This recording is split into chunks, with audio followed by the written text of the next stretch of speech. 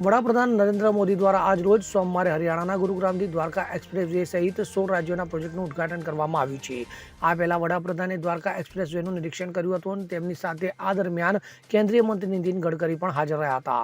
તો 4087 કરોડના ખર્ચે બનેલ દ્વારકા એક્સપ્રેસવેના ઉદ્ઘાટનથી નેશનલ હાઈવે 48 પરનું ટ્રાફિક દબાણ ઘટશે। ત્યારે પીએમ મોદીએ શામલી આંબાલા રાષ્ટ્રીય ધોરીમાર્ગના પેકેજ 1, 2, 3નો શિલાન્યાસ પણ કર્યો હતો, જે 4890 કરોડ રૂપિયાના ખર્ચે બનાવવામાં આવનાર છે।